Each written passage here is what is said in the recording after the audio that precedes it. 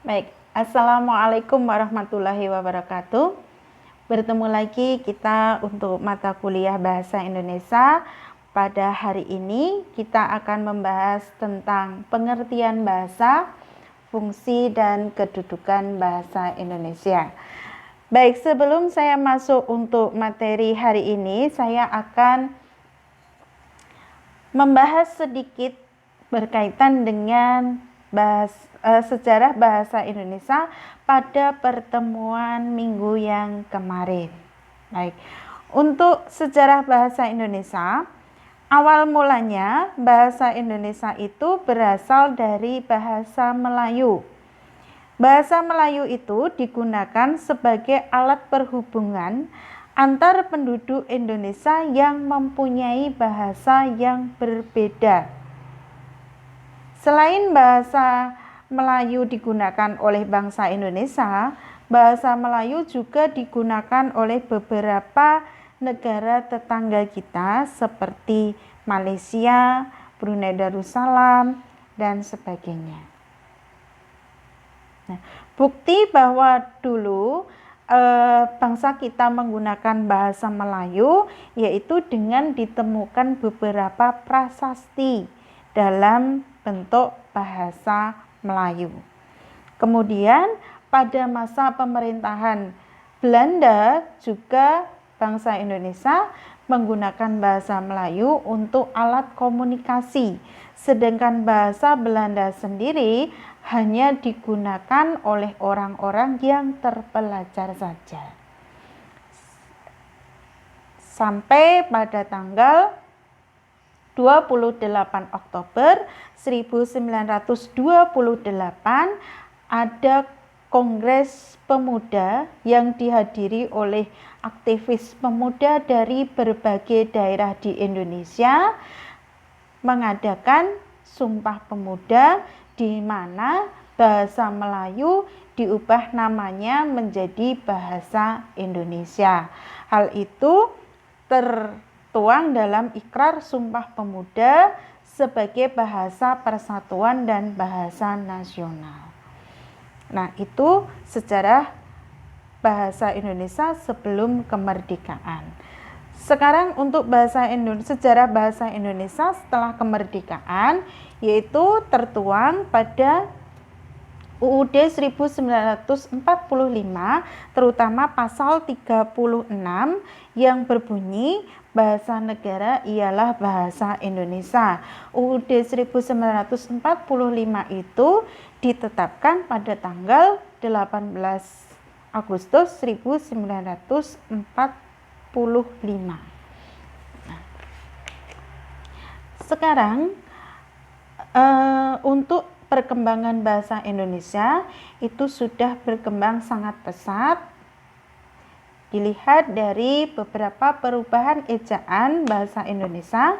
Ejaan bahasa Indonesia yang pertama yaitu ejaan Van Ophuijsen, kemudian diubah menjadi ejaan Suwandi, kemudian menjadi ejaan yang disempurnakan, dan sekarang berkembang lagi menjadi ejaan bahasa Indonesia. Nah, itu sedikit sejarah bahasa Indonesia dari pembelajaran pertama mata kuliah bahasa Indonesia. Baik, sekarang untuk pertemuan ini saya bahas dulu tentang pengertian bahasa.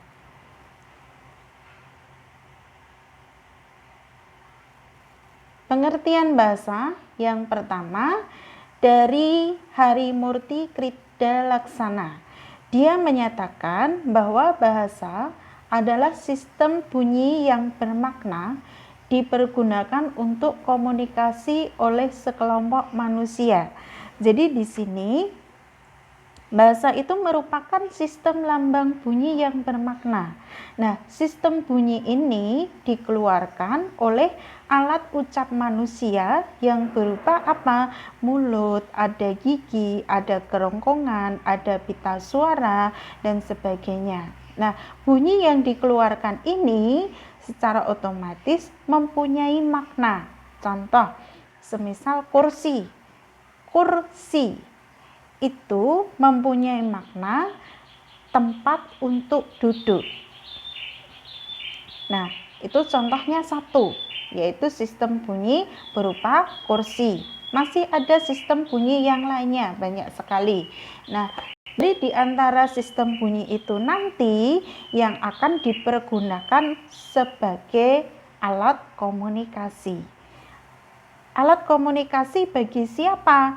Bagi sekelompok manusia, termasuk kita semua ini. Kita hidup di antara sesama manusia ya, itu sama makhluk hidup, terutama manusia. Kita tidak bisa berkomunikasi tanpa adanya bahasa, dan tanpa adanya bahasa kita tidak bisa berinteraksi, berkomunikasi, dan bekerja sama. Kemudian yang kedua, menurut Ferdinand de Saussure, bahasa merupakan ciri pembeda yang paling menonjol karena bahasa setiap kelompok sosial merasa dirinya sebagai kesatuan yang berbeda dari kelompok lainnya.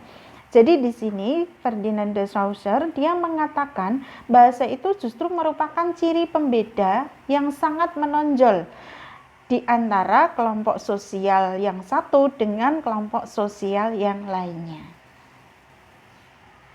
Kemudian yang ketiga, menurut Plato, dia menyatakan bahasa adalah pernyataan pikiran seseorang dengan perantaraan nomata, nama benda, atau remata, yaitu ucapan yang merupakan cermin dari ide seseorang dalam arus udara lewat mulut. Jadi yang dikatakan Plato, bahasa itu merupakan pikiran seseorang yang dituangkan bisa melalui nama benda atau ucapan yang merupakan cermin dari seseorang yang dikeluarkan melalui alat ucap manusia, yaitu mulut. Kemudian terakhir, menurut Griscraft, bahasa adalah komunikasi antar anggota masyarakat berupa lambang bunyi, ujaran yang dihasilkan oleh alat ucap manusia. Jadi di sini menurut Griscraft, bahasa itu merupakan alat komunikasi yang digunakan oleh sekelompok anggota masyarakat. Berupa apa? Lambang bunyi ujaran yang dihasilkan oleh alat ucap manusia. Nah, di sini dari beberapa pernyataan pakar tentang pengertian bahasa secara umum, saya simpulkan bahasa merupakan pernyataan pemikiran seseorang yang digunakan, saya ulangi lagi, bahasa merupakan pernyataan pemikiran seseorang yang berupa sistem lambang bunyi yang digunakan untuk berkomunikasi antar sesama kelompok anggota sosial. Jadi silahkan Anda nanti bisa memberikan kesimpulan masing-masing sesuai dengan pendapatnya sendiri-sendiri. Baik, selanjutnya akan saya jelaskan mengenai kedudukan dan fungsi bahasa Indonesia. Nah, untuk kedudukan dan fungsi bahasa Indonesia, yang pertama yaitu adalah bahasa Indonesia sebagai bahasa nasional. Nah, kedudukan bahasa Indonesia sebagai bahasa nasional ini adalah bahasa Indonesia berfungsi sebagai lambang kebanggaan bangsa, lambang identitas nasional, alat pemersatu berbagai suku bangsa, dan alat perhubungan antar daerah dan antar budaya.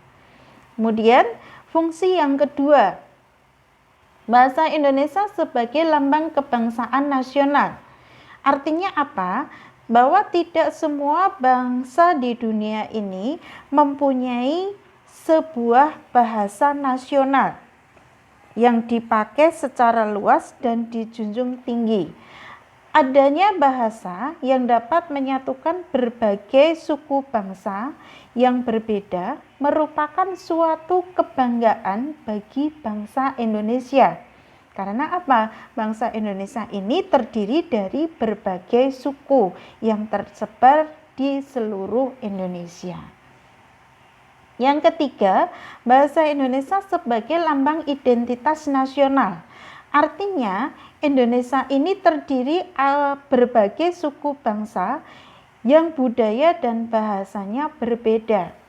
Nah, untuk membangun kepercayaan diri yang kuat, sebuah bahasa ini harus memerlukan identitas. Nah, identitas sebuah bangsa bisa diwujudkan diantaranya melalui bahasanya.